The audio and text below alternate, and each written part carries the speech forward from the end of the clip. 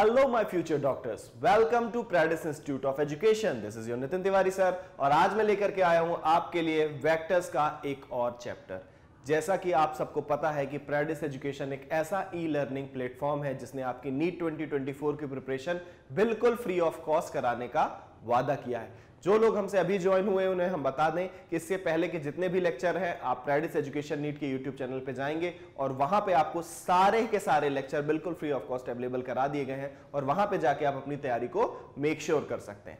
आप सबको बता दूं कि प्रेडिस एजुकेशन का एक खुद का एक ऑनलाइन ई लर्निंग प्लेटफॉर्म भी है जहां हम बहुत ही मिनिमम कॉस्ट में बच्चों को ऑनलाइन एजुकेशन प्रोवाइड कराते हैं, लाइव क्लासेस के थ्रू, रिकॉर्डेड लेक्चर्स के थ्रू और बहुत सारे उसमें फीचर्स है, 2D वीडियोस, 3D वीडियोस, बहुत सारे फीचर्स है जिसके थ्रू हम उनको ऑनलाइन एजुकेशन प्रोवाइड कराते हैं, जिसका पैकेज बहुत ही मिनिमम है। इस मिनिमम कॉस्ट पे वो क्या कर सकता है, ऑफर को अवेल कर सकता है। अब हमने आपकी नीट की प्रिपरेशन बिल्कुल फ्री ऑफ कॉस्ट कराने का वादा किया। उसमें हमारा जो ऐप है प्रेडिस एजुकेशन ऐप, वो आपकी कैसे हेल्प करता है। आप जब हमारे ऐप को डाउनलोड करोगे तो उसमें फ्री सॉल्यूशन, प्रैक्टिस टेस्ट और वर्कशीट, ये तीनों वो चीजें हैं जो आपको वहां पे बिल्कुल फ्री ऑफ कॉस्ट अवेलेबल करा दी गई हैं और आप YouTube पे लेक्चर देखने के बाद वहां पे जाके प्रैक्टिस करके ये मेक श्योर कर सकते हैं कि आपकी तैयारी कहां पे स्टैंड कर रही है। ठीक है, अब ये तो रही जनरल बातें।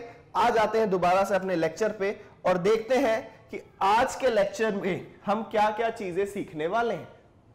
आपको पता है कि लेक्चर का स्पैन मैं बहुत ज्यादा कोशिश करता हूं 1 आवर से ज्यादा नहीं हो। उसके पीछे का रीजन ये है बेटा कि जो अपनी आई साइट है, बहुत ज्यादा देर तक अपन कंसंट्रेशन नहीं कर सकते। 1 घंटे 2 घंटे का लंबा वीडियो आपको ऑनलाइन देखने में आपकी आईज को बहुत सारे इश्यूज हो सकते हैं। इसलिए मेक श्योर करें कभी, अगर वैसे तो मैं कोशिश करता हूं कि 1 आवर या उसके अंदर का ही वीडियो रहे, अगर कभी वीडियो बहुत लंबा चला जाए तो आप खुद से अपने साथ इतने ईमानदार रहिए कि उस वीडियो को कट ऑफ करके देखें कि 50 मिनट्स का, मैक्सिमम 50 to 55 मिनट्स का वीडियो आपने वॉच कर लिया, उससे रिलेटेड आपने नोट्स बना लिए, न्यूमेरिकल सॉल्व कर लिए और देन कुछ टाइम ब्रेक लेने के बाद आपने आगे का वीडियो देख लिया या अगले दिन भी देख लिया तो वो भी ओके। ठीक है, तो अगर कभी कोई वीडियो लंबा भी डल जाए तो आप इस तरह से उसको मैनेज कर सकते हैं।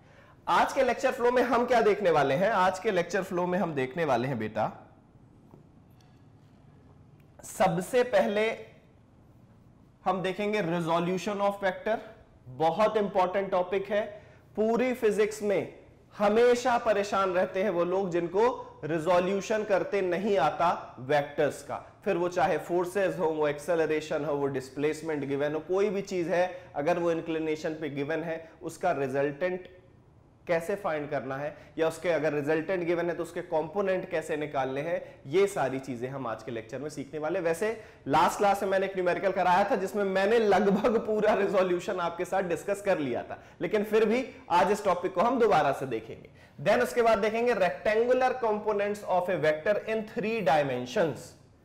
2 डायमेंशनल प्लेन में तो हम देखेंगे ही, साथ हम देखेंगे कि जब 3 डायमेंशनल प्लेन में कुछ चीज हमें गिवन हो तो उस वेक्टर का रिजोल्यूशन हम किस तरीके से करते हैं। देन उन पे बेस्ड जो हमेशा का हमारा तरीका है कि हम टॉपिक चाहे छोटा पढ़ें या बड़ा टॉपिक पढ़ें, उससे रिलेटेड हम न्यूमेरिकल जरूर सॉल्व करके देखते हैं कि जो वो थ्योरी हमने पढ़ी है वो हम न्यूमेरिकल अप्रोच में अप्लाई कर पा रहे हैं कि नहीं।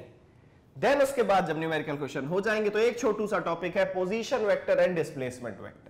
इसके बारे में भी अपन थोड़ा सा सुनेंगे और उससे रिलेटेड न्यूमेरिकल सॉल्व करेंगे और ऐसा करते करते हमारा ये लेक्चर फिनिश हो जाएगा। तो चलो विदाउट वेस्टिंग एनी टाइम अपन स्टार्ट करते हैं अपना लेक्चर, जिसमें फर्स्ट जो टॉपिक है हमारा रिजोल्यूशन ऑफ वेक्टर है। आप सबको पता है बेटा कि रिजोल्यूशन ऑफ वेक्टर पढ़ने से पहले हम एडिशन ऑफ 2 वेक्टर्स के बारे में जान चुके हैं। हमें पता है कि 2 वेक्टर का एडिशन कैसे करना है। सर ने हमें ट्रायंगल लॉ भी बता दिया है, सर ने हमें parallelogram law of vector addition भी बता दिया और हमने पॉलीगन लॉ भी डिस्कस कर लिया कि अगर 2 से ज्यादा वेक्टर हो तो पॉलीगन लॉ के थ्रू भी हम उसे क्या कर सकते हैं, सॉल्व कर सकते हैं। अब आपको हमेशा यह ध्यान रखना है कि ये जो रिजोल्यूशन ऑफ वेक्टर है, ये जो रिजोल्यूशन ऑफ वेक्टर है, ये जस्ट अपोजिट है रिजल्टेंट ऑफ एनी वेक्टर का। अभी तक हम क्या कर रहे थे, 2 वेक्टर का एडिशन करके रिजल्टेंट फाइंड कर रहे थे। तो उस वेक्टर एडिशन का ये जस्ट अपोजिट है क्या, रिजोल्यूशन ऑफ वेक्टर। कैसे, मैं आपको बताता हूं। आप सब लोग एक चीज से परिचित होंगे, कार्टेशियन कोऑर्डिनेट सिस्टम, सबको पता है। अब अभी तक हम क्या कर रहे थे, फॉर एग्जाम्पल एक वेक्टर गिवन है हमारे पास ए, एक वेक्टर गिवन है हमारे पास बी, तो हम कह रहे थे कि इसको ज्वाइन करा के बना दो पैरेललोग्राम, इसको ज्वाइन करा के बना दो पैरेललोग्राम और ये जो उसका डायगोनल मिलेगा, ये जो उसका डायगोनल मिलेगा, यही क्या होगा, रिजल्टेंट होगा। रिजल्टेंट होगा vector A plus vector B को ये रिप्रेजेंट करेगा। और पैरेललोग्राम लॉसेस का फॉर्मूला हमने निकाल लिया था, a square plus b square plus 2ab cos theta निकाला था, आप सबने निकाला था, ठीक है। अब आप देखो ये है रिजल्टेंट, किसकी हेल्प से किया, vector A plus vector B से हमने रिजल्टेंट निकाला। अब रिजोल्यूशन का मतलब क्या होता है, resolution is the reverse process of addition of any two vector, किसी भी दो वेक्टर के एडिशन की रिवर्स प्रोसेस है। अब हमें फॉर एग्जांपल ये वेक्टर ए और ये वेक्टर बी नहीं गिवन है, हमें सिर्फ क्या गिवन है, ये रिजल्टेंट। कैसे,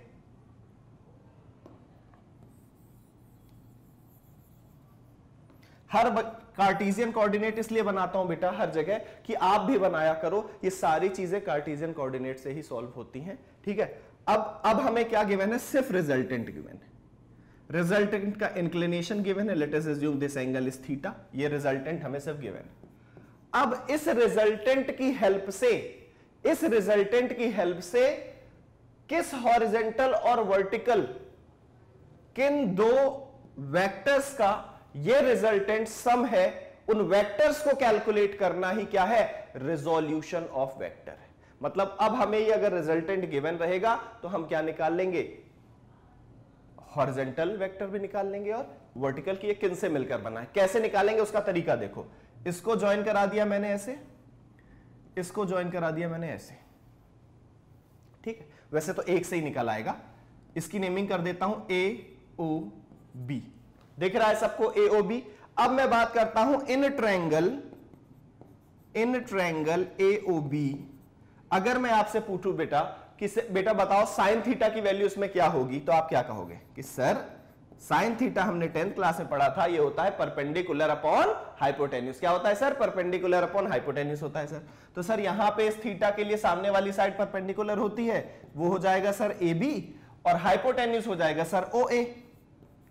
अब ये जो OA है, OA equals to R, resultant ऐसा गिवन है। अब मैं यहां से तुमसे पूछूं कि बेटा AB की वैल्यू बता दो मुझे, तो तुम बोलोगे सर इतना इजी चीज आप पूछ रहे हो, लेकिन चलो बता देते हैं। AB होगा sir OA sine theta,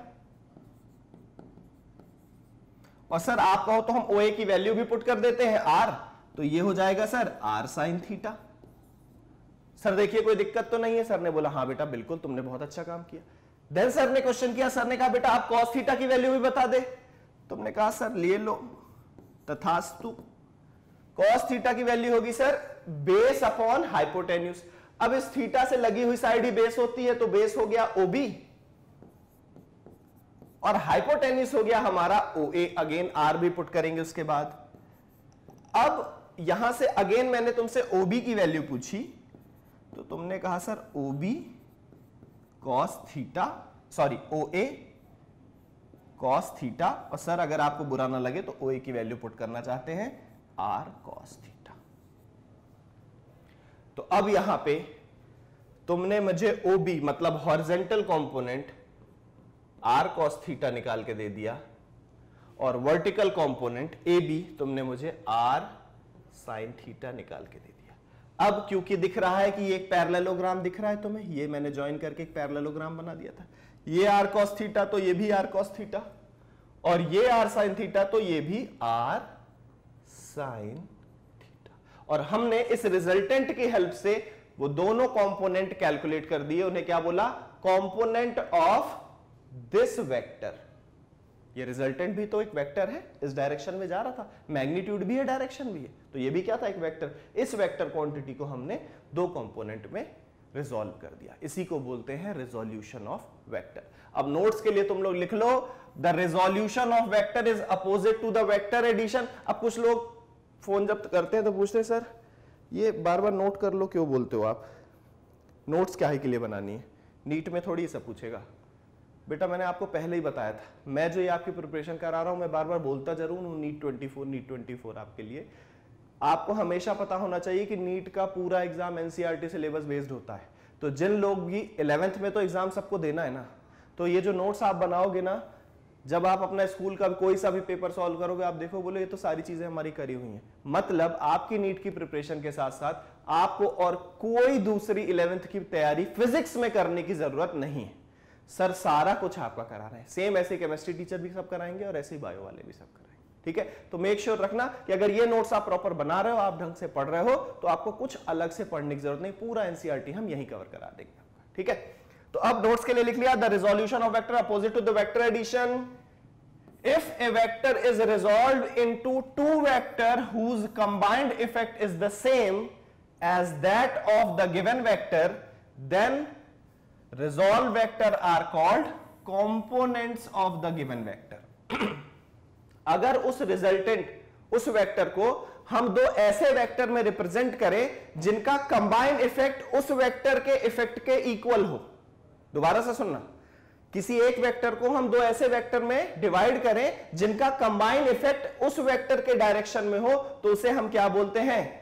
component of that vectors. उसे क्या बोलते हैं? उन वेक्टर्स को कंपोनेंट्स ऑफ दैट वेक्टर। उन वेक्टर्स के कंपोनेंट्स होते हैं, जैसे ये r cos थीटा और r sin थीटा, इस r के कंपोनेंट्स। ठीक है, और ये जो हमने सीखा है इसी को हम बोलते हैं resolution of vector into rectangular component. Resolution of vector into rectangular component, ये रेक्टेंगुलर कंपोनेंट, या फिर इनको हम समटाइम्स ऑर्थोगोनल कंपोनेंट्स भी बोलते हैं। समटाइम इन्हें हम ऑर्थोगोनल कंपोनेंट्स भी बोलते हैं। इसको नोट कर लो जल्दी से। नोट कर लिया सर हमने पॉज करके? अब नोट कर लिया तो दोबारा से फिर से दिखा रहा हूं स्लाइड में, और दोबारा से एक बार एक्सप्लेन कर रहा हूं कि resolution of vector into rectangular component actual में होता क्या है। यही चीज है कि कहने का ये है कि अगर ये एक कार्टेशियन कोऑर्डिनेट सिस्टम हमने बना दिया, ठीक है, ये यहां पे कोई एक वेक्टर गिवन है आपको, वो वेक्टर लेट अस अज्यूम यहां से एंगल बना रहा है थीटा, और थीटा क्यों मैं अल्फा बीटा लिख देता हूं, ये स्लाइड में अल्फा बीटा ही लिखा हुआ है, तो जो लोग स्लाइड पढ़ेंगे तो फिर वो कंफ्यूज हो जाएंगे कि लिख थीटा रहे हैं बता अल्फा रहे हैं, दिमाग खराब हो गया है क्या? ये दिया हुआ है बेटा, ये एंगल जो हमने अभी तक थीटा लिया था पिछली बार, let us assume this angle is alpha, और कुछ बच्चों को लग रहा होगा कि सर ये बचा हुआ एंगल क्या कर रहा है, तो ये बचा हुआ angle late us assume this angle is beta. Clear है सबको? ये चीज क्लियर है कि नहीं क्लियर है? अब अगर क्लियर है सॉरी क्लियर है तो वो सर बीच बीच में मजा ले लेते हैं क्लियर बोल के, ठीक है। अब अगर ये क्लियर है तो इसको मैंने ऐसे ज्वाइन करा दिया, करा लिया ज्वाइन। अब आपको तो तरीका पता है, ये अल्फा इस कंपोनेंट के साथ अल्फा डिग्री का एंगल बना रहा है। ये वाला कंपोनेंट हमने क्या निकाला था, if suppose this is R, this resultant is R, तो ये हो जाएगा हमारा आर कॉस अल्फा, थीटा लिखते हैं सर बार बार, आर कॉस अल्फा, ये वाला कंपोनेंट, और ये वाला कंपोनेंट हमें मिल रहा था आर साइन अल्फा। ठीक है, अब बच्चे याद कर लेते हैं, क्या याद कर लेते हैं? Horizontal component R cos alpha, horizontal component R cos theta, horizontal component R cos theta, vertical component R sine theta, और जब अप्लाई करते हैं तो आंसर आ जाता है गलत। फिर सोचते हैं अरे सर तुमने तो बोला था कि R cos theta horizontal component है ये वाला, या आर कॉस अल्फा, और R sine alpha sir vertical component है, वही तो लगाया था, गलत हो गया। याद नहीं करना है, क्या बोला मैंने? याद नहीं करना है। हम थोड़ा बायो वाले हैं तो हम लोग की गंदी आदत होती है कि हम याद कर लेते हैं कि यार न्यूमेरिकल यार सॉल्व तो करना है, तो सीधे दिख तो रहा है कि R cos alpha horizontal component है, R sine alpha vertical component है। नहीं, ऐसा बिल्कुल भी नहीं करना। आपको एक चीज हमेशा ध्यान रखनी है कि जिसके साथ एंगल बनेगा वो वाला कंपोनेंट कॉस के साथ जाएगा, और जिसके साथ एंगल नहीं बनेगा वो वाला कंपोनेंट साइन के साथ जाएगा। जैसे कि ये अल्फा किसके साथ बन रहा था? हॉरिजॉन्टल एक्सिस के साथ बन रहा था, तो जो हॉरिजॉन्टल कंपोनेंट होगा वो बनेगा आर कॉस अल्फा, और ये अल्फा वर्टिकल एक्सिस के साथ नहीं बन रहा था, यहां सामने वाली साइड के साथ, तो ये वाला कंपोनेंट बनेगा आर साइन अल्फा, और इसको अभी हम आर साइन अल्फा लिख सकते हैं क्योंकि ये और ये आपस में इक्वल होंगे, रेक्टेंगुलर बनाया हमने। क्लियर रहेगी ये चीज आपको? अब ध्यान देना, ये अल्फा हॉरिजॉन्टल के साथ बन रहा था, तो हॉरिजॉन्टल कंपोनेंट हुआ आपका क्या, आर कॉस अल्फा, और वर्टिकल कंपोनेंट बना अपना आर साइन अल्फा। अब मैं इसमें थोड़ा चेंज करूंगा। चेंज मैंने ये किया कि मैंने आपसे ये कहा कि लेट अस अज्यूम ये एंगल अल्फा गिवन ही नहीं है। लेट अस अज्यूम कि ये एंगल अल्फा गिवन ही नहीं, आपको एंगल गिवन है बीटा। अब क्या करोगे, आप हमेशा याद रखोगे सर ने कहा जो एक्सिस के साथ एंगल बनेगा वो वाला कंपोनेंट कॉस थीटा होगा। तो मतलब बीटा बन रहा है इस बार वर्टिकल एक्सिस के साथ, देख रहे हो ये वर्टिकल एक्सिस है, हॉरिजॉन्टल एक्सिस तो ये ऊपर बनी हुई है। किस रेक्टेंगल के बारे में बात कर रहा हूं, कलर चेंज करके बता देता हूं, इस रेक्टेंगल के बारे में बात कर रहा हूं, उसका ये वाला एंगल बीटा गिवन है। अब इसमें आपको ये देखना है कि ये बीटा बन किसके साथ रहा है, वर्टिकल कंपोनेंट के साथ। वर्टिकल कंपोनेंट मतलब जिसके साथ बीटा बनेगा वो होगा आर कॉस बीटा, और जिसके साथ एंगल नहीं बनेगा वो होगा आर साइन बीटा। अब अगर ये आर साइन बीटा तो ये भी क्या हो जाएगा, आर साइन बीटा। देखो चेंज हो गया ना, हॉरिजॉन्टल कंपोनेंट आया R sine beta, vertical component आया आर कॉस बीटा। तो कभी भी मत याद करना कि हॉरिजॉन्टल कंपोनेंट कॉस थीटा और वर्टिकल कंपोनेंट साइन थीटा। याद क्या रखना है, जो एंगल हमें गिवन है वो जिस एक्सिस के साथ वो एंगल बन रहा है वो वाली एक्सिस कॉस कंपोनेंट में जाएगी, और जिसके साथ नहीं बन रहा है वो साइन कंपोनेंट में जाएगी। और कभी ये कोई क्वेश्चन तुमसे पूछ ले कि कैसे साइन कंपोनेंट और कॉस कंपोनेंट में जा रहा है, तो ये बना के दिखा देना, बोलना कुछ नहीं है, राइट एंगल बना के हमने साइन थीटा कॉस थीटा की वैल्यू निकाली थी और ऐसे निकाल लिया था हमने। ठीक है, तो तुम्हें एक्चुअल अप्रोच भी आ गई, और अगर मन है याद रखने का तो याद करने का भी सही तरीका सर ने बता दिया कि थीटा जिसके, मैं 1000 बार इसीलिए बोल रहा हूं, थीटा जिसके साथ एंगल बनेगा वो वाला कंपोनेंट होगा कॉस थीटा, और जिसके साथ नहीं बन रहा है थीटा एंगल वो वाला कंपोनेंट जाएगा साइन के साथ। ठीक है, तो ये चीज आपको याद रखनी है। ये लिखा भी हुआ है कंपोनेंट, ये यहां पे मान लो alpha, component of x axis R x बोलेंगे उसे, आर कॉस अल्फा भी हो सकता है और आर साइन बीटा भी हो सकता है। आर कॉस अल्फा भी हो सकता है और साइन बीटा भी हो सकता है। अगर अल्फा गिवन है तो आर कॉस अल्फा होगा, और अगर बीटा गिवन है तो वो आर साइन बीटा हो जाएगा। कैसे होगा अभी मैंने बताया है आपको। Similarly component of Y axis, Y axis के कंपोनेंट क्या होंगे बेटा, जिसको हम आर वाई से रिप्रेजेंट करेंगे, आर कॉस बीटा, कब, जब बीटा एंगल बन रहा है, और आर साइन अल्फा जब अल्फा एंगल गिवन है।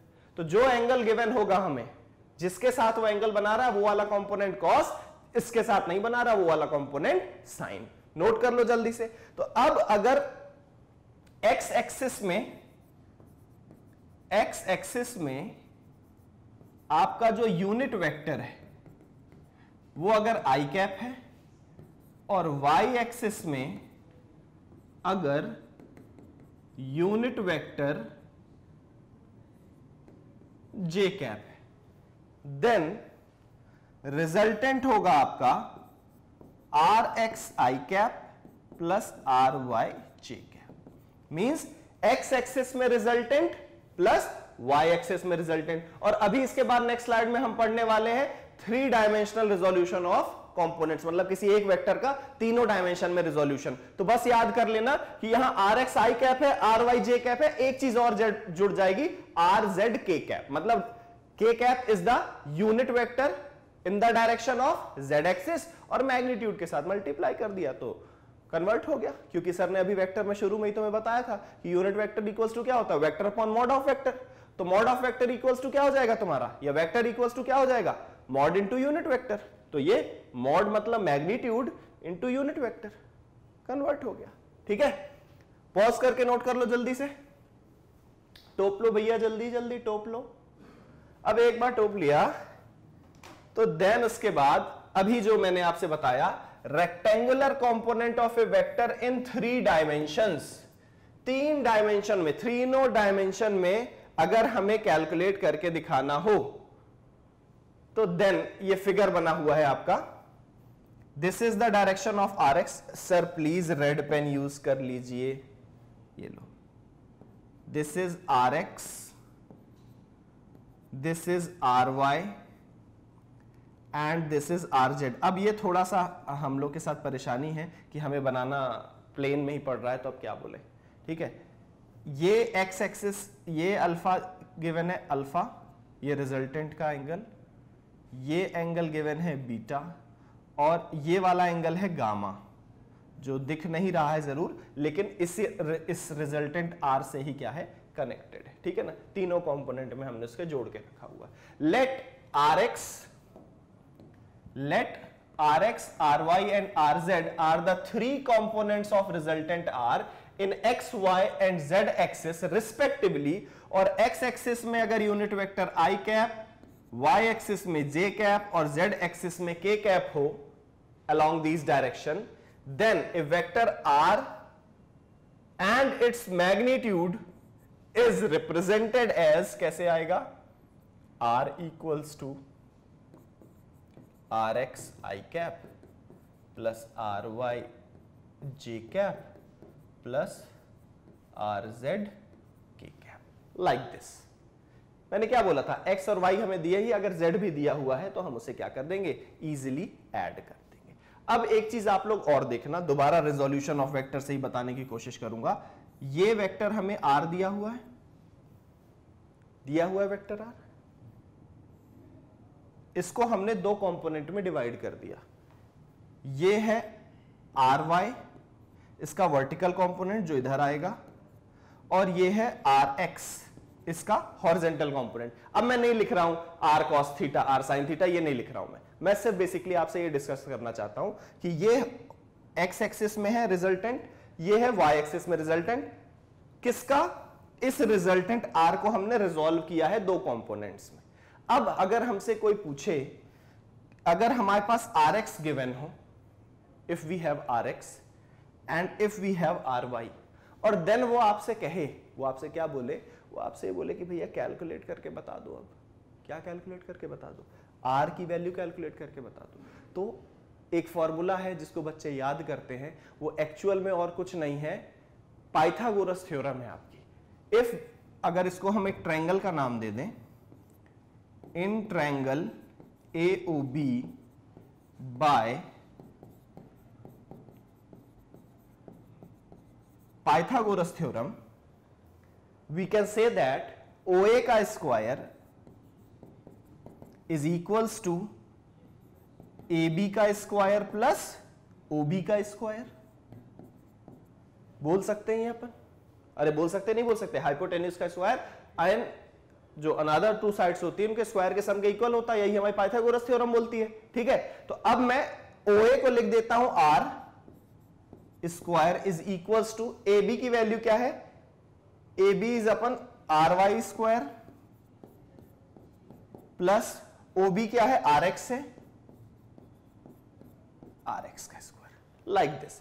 इसको हम और सॉल्व करके लिख सकते हैं, R equals to under root RX का स्क्वायर प्लस RY का स्क्वायर। ये फॉर्मूला लाइफ टाइम बच्चे याद करते रहते हैं, आपको याद नहीं करना। Summation of all the x component उनका square plus summation of all the y component उनका स्क्वायर, और वही क्या होगा, रिजल्टेंट होगा उस पूरी बॉडी का।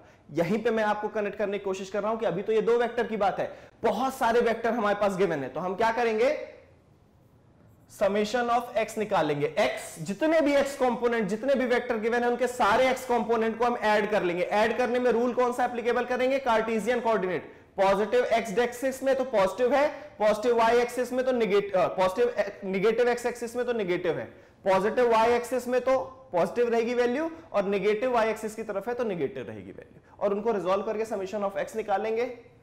समेशन ऑफ y मतलब सारे जितने भी वर्टिकल कंपोनेंट है उनका सम निकालेंगे, दोनों का स्क्वायर करेंगे, ऐड करेंगे, अंडर रूट निकाल देंगे, क्या मिल जाया करेगा हमें, रिजल्टेंट मिल जाया करेगा, ठीक है। अभी क्वेश्चन कराऊंगा उससे रिलेटेड, लेकिन ये बात थी सिर्फ दो वेक्टर के बारे में। अब अगर एक वेक्टर और ऐड हो जाए तो सब क्या करेंगे, उसके लिए कुछ नहीं करेंगे, आंख बंद करके रिजल्टेंट का फॉर्मूला हो जाएगा RX का स्क्वायर प्लस RY का स्क्वायर प्लस RZ का स्क्वायर। याद कर लो,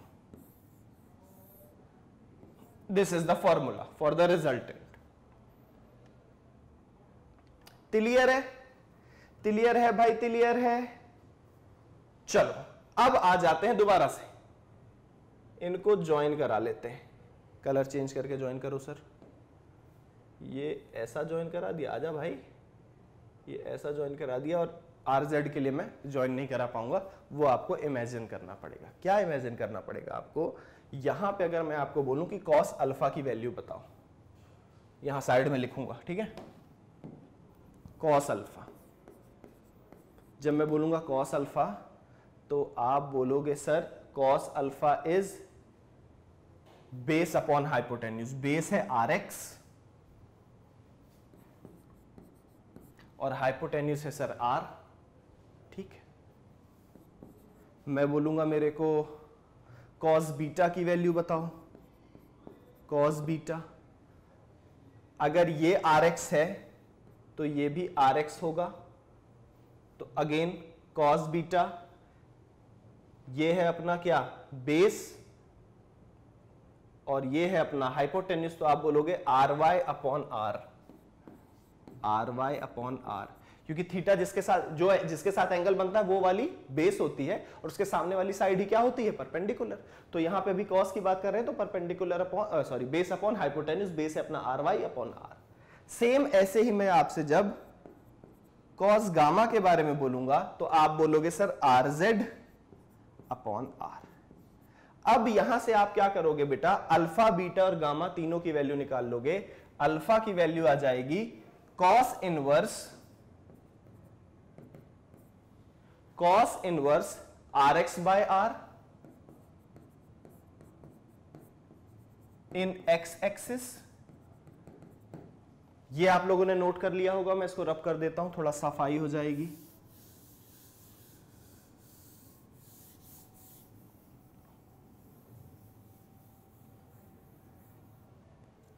बीटा की वैल्यू आप कैलकुलेट करोगे cos inverse RY by R in Y axis,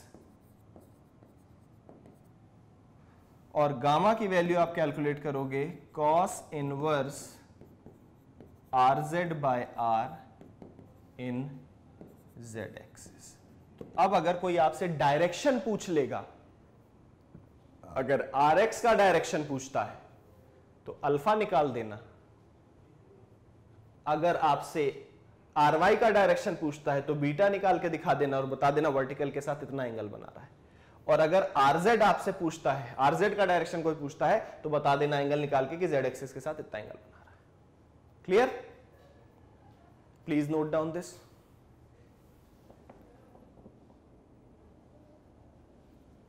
note कर लिया? अब अगर नोट कर लिया तो कुछ पॉइंट्स हैं जो मैं हमेशा आपको बताता हूं, सम पॉइंट्स टू रिमेंबर, आपको याद रखने हैं। वैसे तो अब ये सारी चीजें आप समझ गए होंगे, लेकिन फिर भी एक बात हमेशा याद रखना कि a vector can be resolve into maximum infinitely number of components. अब बच्चों को लगता है सर आपने तो हमें बताया कि कोई भी वेक्टर अगर इंक्लाइंड है तो उसके सिर्फ दो ही कंपोनेंट हो सकते हैं, एक उसका हॉरिजॉन्टल कंपोनेंट होगा, एक होगा उसका वर्टिकल कंपोनेंट। नहीं, ये मैंने रेक्टेंगुलर या ऑर्थोगोनल रेजोल्यूशन सिखाया है आपको। अब अगर वेक्टर कुछ इस टाइप से हो,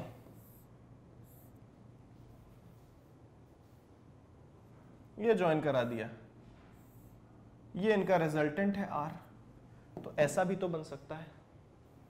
सेम इसी के लिए, सेम रिजल्टेंट के लिए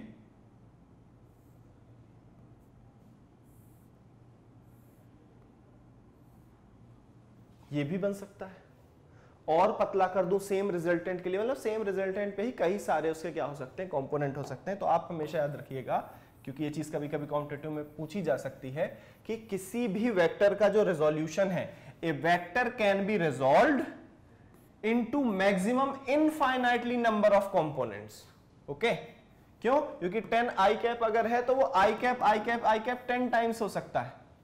ये i/2 i cap by 2 i cap by 2 20 times हो सकता है। तो हमेशा याद रखिएगा कि किसी भी वेक्टर के इनफाइनाइटली कंपोनेंट्स हो सकते हैं। बट जब हम प्लेन में, ऑर्थोगोनल प्लेन में उसको करते हैं, रेक्टेंगुलर प्लेन में हम उसको करते हैं, तो दो कंपोनेंट हमें मिलते हैं कार्टेशियन कोऑर्डिनेट सिस्टम में। जब हम 3 डायमेंशनल करते हैं तो हमें 3 कंपोनेंट मिलते हैं। जैसे सिर्फ एक्स वाई एक्सिस ही रहेगी तो 2 ही कंपोनेंट मिलेंगे। अगर जेड एक्सिस भी इन्वॉल्व हो गई तो एक्स कंपोनेंट, वाई एक्सिस में कंपोनेंट और जेड एक्सिस में फिर 3 कंपोनेंट मिलेंगे। मैंने डाला भी होगा ये। मैक्सिमम नंबर ऑफ रेक्टेंगुलर, ये देखो मैंने वर्ड यूज किया इसीलिए जिससे आप लोग बिल्कुल भी कंफ्यूज नहीं हो। रेक्टेंगुलर कंपोनेंट्स की बात करेंगे तब दो ही होंगे। Maximum number of rectangular component of a vector in a plane 2 dimension is 2, but the maximum number of rectangular component in space, rectangular component ही स्पेस में मतलब 3 डायमेंशनल में कितने होंगे? 3 होंगे, which are along X Y and Z axis. तो अगर सिर्फ 2 एक्सिस गिवन है तो 2 कंपोनेंट रेक्टेंगुलर में, और अगर तीनों एक्सिस गिवन है तो रेक्टेंगुलर में ही 3 कंपोनेंट, एक्स डायरेक्शन में, वाई डायरेक्शन में, Z direction. Then a vector is independent of the orientation of the axis. जो वेक्टर होता है उसको रिप्रेजेंट करने के लिए हमें एक्सिस की जरूरत नहीं होती, वो कहीं पे भी रिप्रेजेंट हो जाता है। बट किसी भी वेक्टर के जो कंपोनेंट हैं वो हमेशा एक्सिस पे ही रिप्रेजेंट होंगे, वो हमेशा एक्सिस पे ही रिप्रेजेंट होंगे, एक्स एक्सिस पे या वाई एक्सिस पे। लिखा हुआ है a vector is independent of orientation of axis but the components of that vector depend upon the orientation of axis. जो उनके कंपोनेंट होंगे उनके लिए एक्सिस हमेशा रिक्वायरमेंट रहेगी। Then the last, the component of a vector along its perpendicular direction is always zero. क्या बोला? किसी भी vector, the component of a vector along its perpendicular direction, किसी भी वेक्टर के परपेंडिकुलर डायरेक्शन में उसका जो कंपोनेंट होगा वो हमेशा कैसा होगा? जीरो होगा। A component of a vector along its perpendicular direction is always zero, क्योंकि रेजोल्यूशन में ही आगे चल के आप लोग सीखोगे summation of all the horizontal component equals to zero, summation of all vertical component is equals to zero, ऐसा करा करेंगे। Summation of h equals to zero put किया करेंगे, summation of y equals to zero put किया करोगे तो वहां बच्चों को समझ नहीं आता, याद कर लेते हैं अरे हाँ summation of x zero put कर लेंगे, summation of y zero put कर लेंगे। उन गधेड़ों को ये समझ में ही नहीं आता कि ये सब कुछ कार्टेशियन कोऑर्डिनेट सिस्टम है। ये अगर रिजल्टेंट r है, ये है summation of h, sorry summation of h ये है sum of all horizontal component, ये है summation of y sum of all vertical component, और इनके बीच में एंगल कितना बन रहा है भाई? तो जब भी 90 डिग्री बनाएगा वो तो कैसा होगा? जीरो होगा। The component of a vector along its perpendicular direction is always zero. ठीक है, नोट कर लो। ओके, तो इसके बाद अब क्या करते हैं, हम कुछ न्यूमेरिकल सॉल्व करके देखते हैं कि क्या हमको सर ने जो अभी तक पढ़ाया है तो कुछ हमारे दिमाग में आ भी रहा है कि नहीं आ रहा है। इजी इजी क्वेश्चन सॉल्व करेंगे। देखो फर्स्ट क्वेश्चन है, a vector is given by a equals to 3i cap plus 4j cap plus 5k cap, find magnitude of a, unit vector along a, angle made by a with coordinate axis. तो ये सारी चीजें जो हमने पढ़ी थी एक साथ एक ही क्वेश्चन में उसने सब पूछ लिया। उसने हमें गिवन दिया, उन्होंने हमें बोला कि भाई वेक्टर a ले जाओ आप। वेक्टर a है 3i cap means x direction में, 4j cap plus 5k cap. तो हमने अपने दिमाग पे जोर डाला, उन्होंने मैग्नीट्यूड भी निकालने को बोल दिया, यूनिट वेक्टर भी निकालने को बोल दिया, और एक्सिस के साथ जो एंगल बन रहे थे ना निकाले थे, cos alpha, cos beta, cos gamma, वो भी निकालने को दे दिया।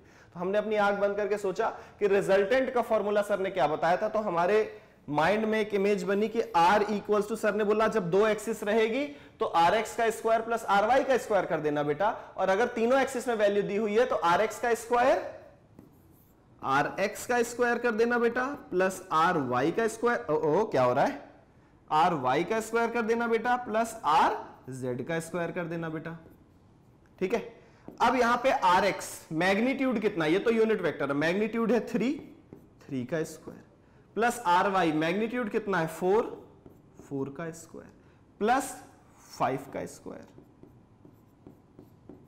आगे किया 3 3 जा 9, 4 4 जा 16, 5 5 जा 25। तो ये 16 प्लस 9 25 50, ये 5√2 मिल गया हमें रिजल्टेंट। अब सर ने बोला यूनिट वेक्टर कैलकुलेट करो। तो यूनिट वेक्टर क्या होता है, सर ने हमें बताया vector upon mod of vector is a unit vector. Vector upon mod of vector, vector दिया हुआ था 3i कैप प्लस 4, अरे 4 अच्छे से बन जा, j cap plus 5k cap upon mod of a। Mod of a मतलब रिजल्टेंट। रिजल्टेंट कितना निकाला अपन ने का 5√2। 5√2 भाई, यही resultant he mod of a है। ये मॉड ऑफ ए मतलब इस वेक्टर का रिजल्टेंट निकालना। ये वेक्टर दिया हुआ था, इसका रिजल्टेंट होगा मॉड ऑफ ए। ठीक है, तो ध्यान रखना वही आर है।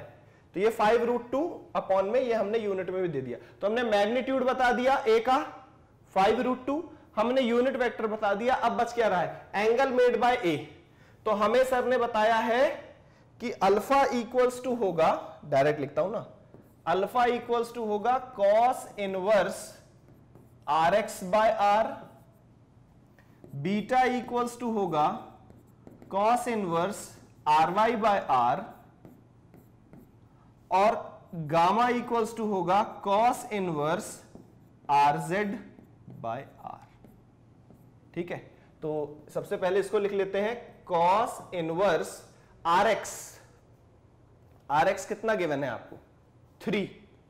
ये आर एक्स की वैल्यू है 3, पुट कर दिया, अपॉन आर है 5√2। तो cos inverse 3/5√2 is the value of alpha. Clear. Beta क्या है, बीटा है कॉस इनवर्स आर वाई कितना गिवन है 4/5√2।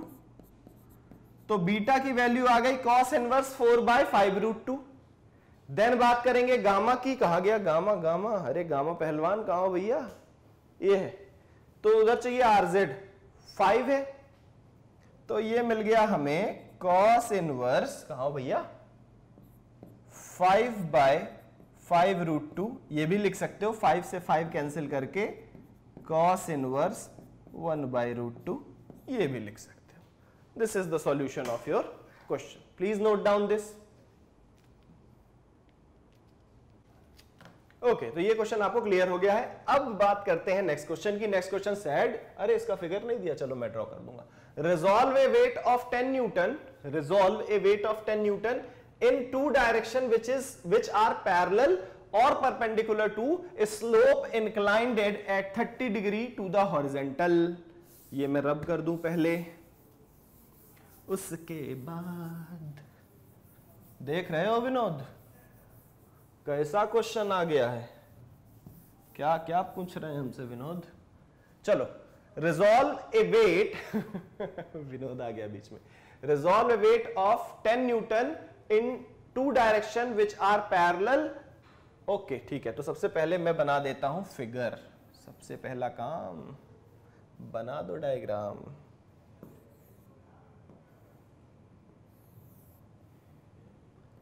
बना दो डायग्राम, बना दो डायग्राम। ये है हॉरिजॉन्टल लेवल से 30 डिग्री इंक्लाइंड। ओके, एक वेट है जो कि यहां पे लटक रहा है, इसका नाम है W, और W वेट है 10 न्यूटन का,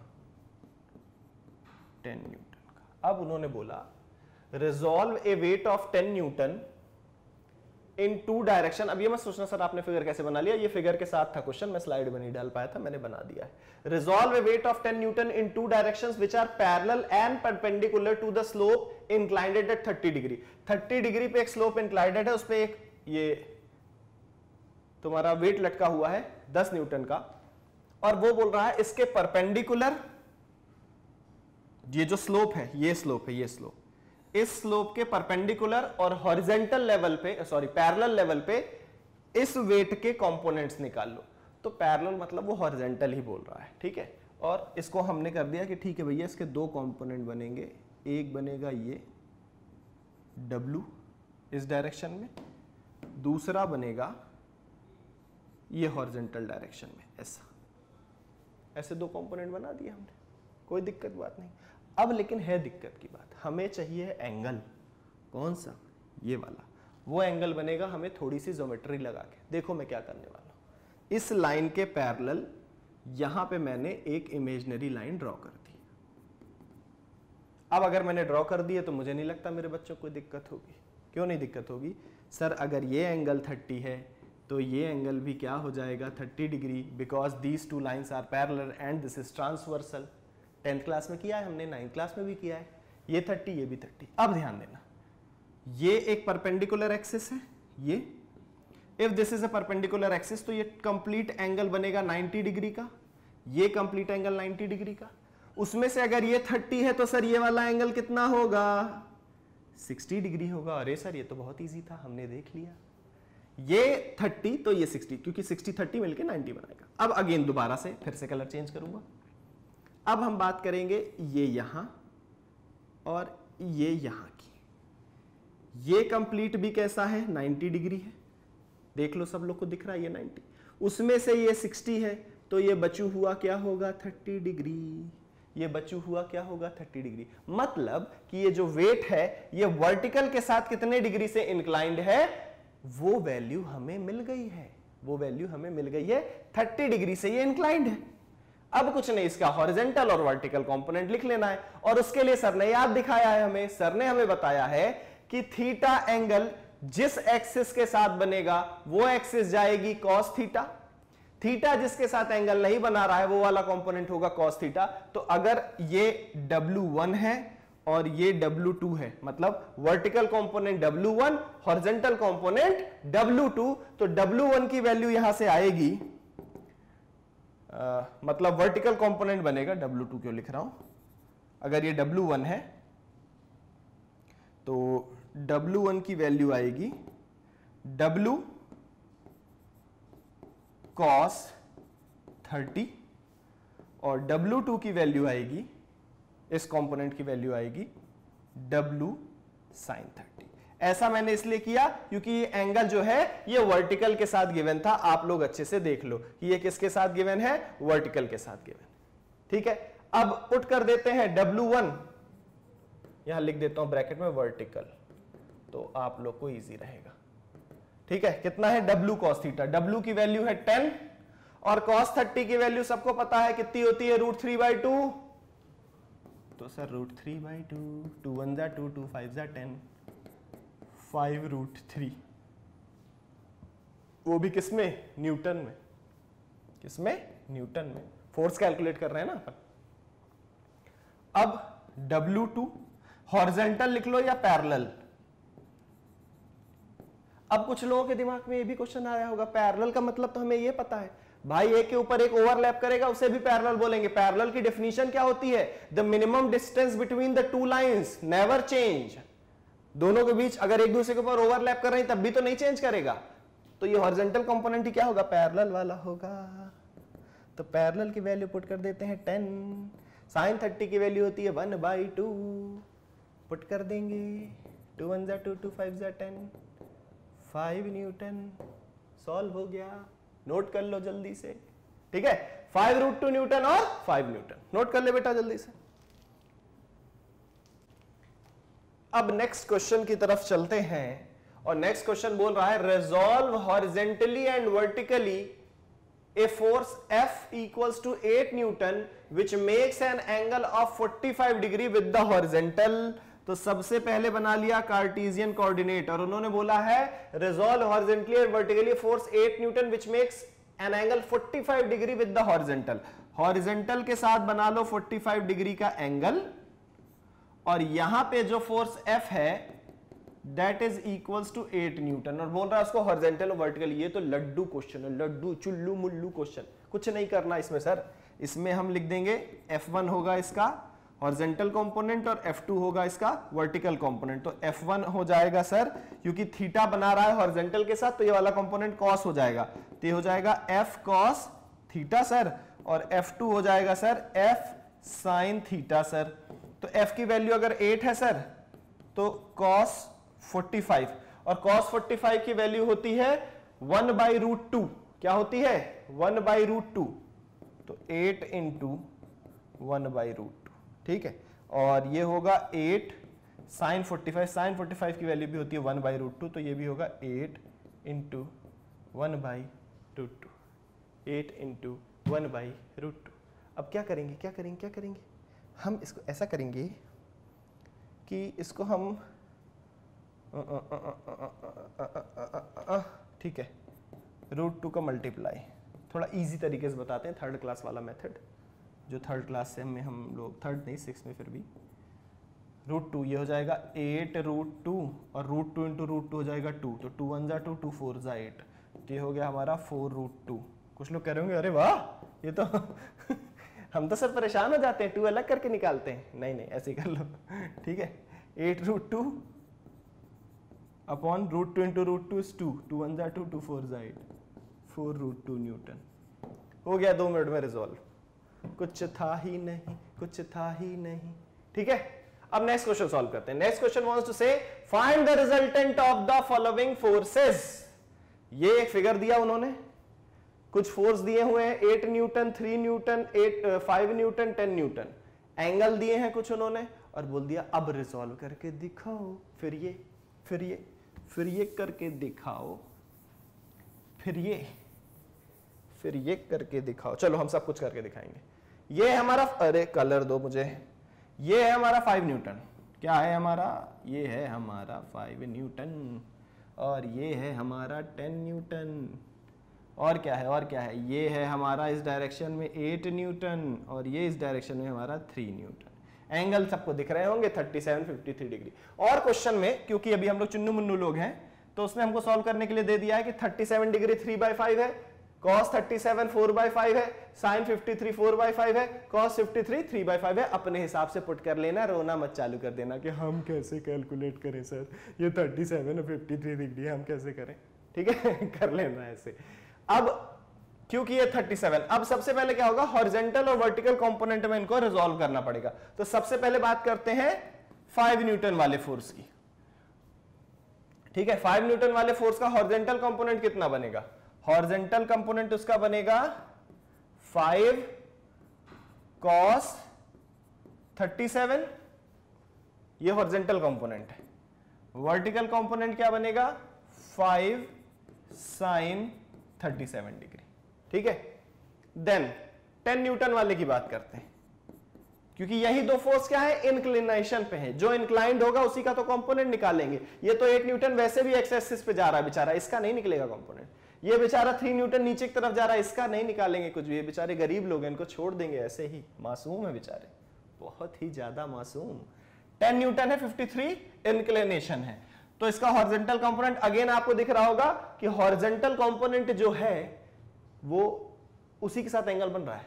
तो क्या हो जाएगा, ये होगा आपका 10 cos 53 हॉरिजॉन्टल कंपोनेंट और वर्टिकल कंपोनेंट होगा आपका 10 sin 53। अब एक चीज मैंने आप लोग को याद कराई थी, याद क्या कराई थी, मतलब मैंने आपसे डिस्कस किया था कि हमेशा ध्यान रखना बेटा, हमेशा क्या ध्यान रखोगे आप कि ये जो कंपोनेंट्स आते हैं ये हमेशा अपने साइन के साथ आएंगे। कैसे? कार्टेशियन कोऑर्डिनेट सिस्टम का एक सिंपल सा रूल याद रखना कि जो भी चीजें पॉजिटिव एक्स एक्सिस, अरे कलर रेड दो भाई, जो भी चीजें पॉजिटिव एक्स एक्सिस की तरफ आ रही हैं वो सारे कंपोनेंट पॉजिटिव, जो कंपोनेंट नेगेटिव एक्स एक्सिस की तरफ आ रहे हैं वो सारे नेगेटिव, जो पॉजिटिव वाई एक्सिस की तरफ जा रहे हैं वो पॉजिटिव, जो नेगेटिव वाई एक्सिस की तरफ आ रहे हैं वो होंगे नेगेटिव।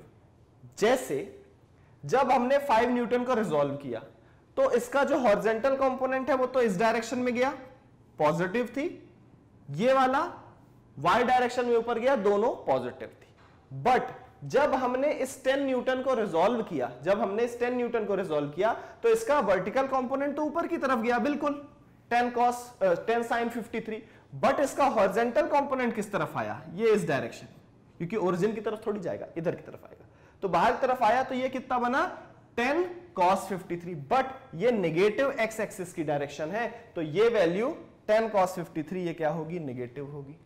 सेम ऐसे ही ये जो 8 न्यूटन है पॉजिटिव एक्स एक्सिस की तरफ जा रहा है तो ये 8 न्यूटन पॉजिटिव होगा, बट ये 3 Newton vertically downward negative axis की तरफ जा रहा है और ये 3 इसीलिए क्या हो जाएगा, नेगेटिव हो जाएगा। क्या हो जाएगा, नेगेटिव हो जाएगा। ये क्या हो जाएगा, नेगेटिव हो जाएगा। तो हॉरिजॉन्टल कंपोनेंट एक तरफ और वर्टिकल कंपोनेंट एक तरफ, summation of, colour change, summation of F x means x direction पे, मतलब हॉरिजॉन्टल डायरेक्शन पे जितने भी फोर्सेस हैं उनका सबका सम। कौन कौन से हैं? एक है अपना 5 cos 37 minus 10 cos 53 plus 8, values put करेंगे। 5 इंटू कॉस 37 कितना दिया हुआ है, कॉस 37 दिया हुआ है 4/5, 4/5 माइनस 10 कॉस 53, कॉस 53 की वैल्यू क्या है 3/5, 3/5 प्लस 8, तो ये 5 से 5 कैंसिल, 5 1 5, 5 2 10, तो ये हमें मिल गया 4 माइनस 3 2 6 प्लस 8, तो 8 प्लस 4 12, 12 माइनस 6 इज 6, तो fx की वैल्यू क्या मिल गई हमें 6 मिल गई। अब हम बात करेंगे समेशन ऑफ fy की, ठीक है ना, रिजल्टेंट हमसे पूछा है, समेशन ऑफ fy निकालना है। अब y डायरेक्शन में एक हमारा क्या है, ये वर्टिकल कंपोनेंट है 5 sin 37, ठीक है, एक ये होगा प्लस 10 sin 53 ये वाला, और एक वर्टिकली डाउनवर्ड 3 जा रहा है माइनस में, तो ये हो जाएगा -3। अब इनकी वैल्यूज पुट करके देखते हैं। 5 sin 37 कहां गया, sin 37, sin 37 है 3/5, रख लिया उसे, प्लस 10 इंटू sin 53 4/5 -3, 5 से 5 कैंसिल, 5 1 5, 5 2 10, तो हो गया 3 प्लस 4 2 8 -3, 3 माइनस 3 0, 8 मिल गया हमें क्या, हमारा कंपोनेंट, ठीक है।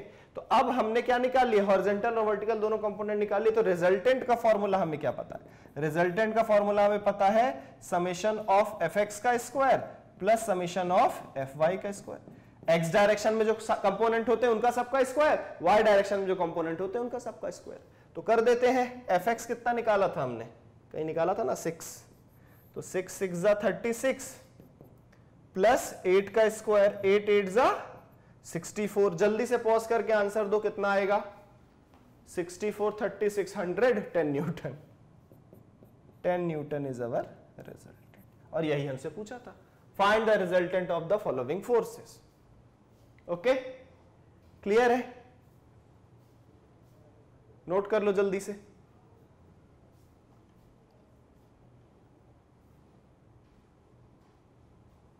नेक्स्ट देखें, नेक्स्ट क्वेश्चन है, find the angle that the vector a 2i cap plus 3j cap minus k cap makes with y axis.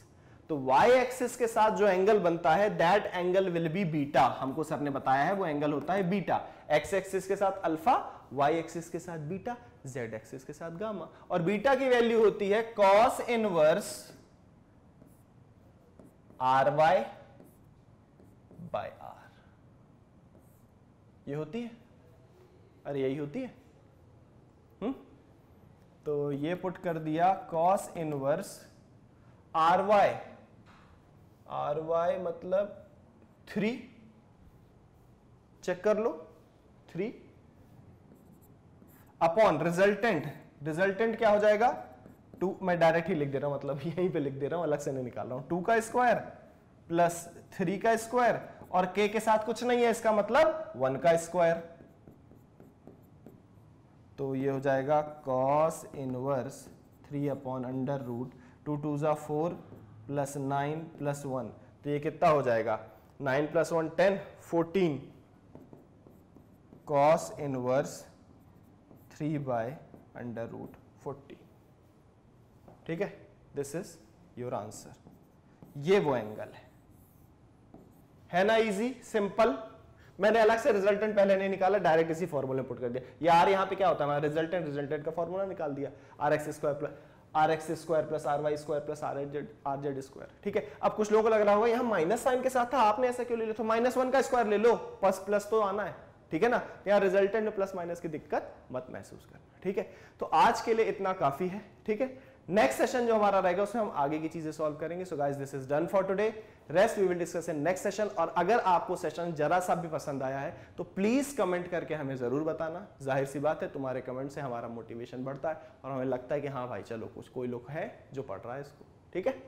Okay, bye बच्चा।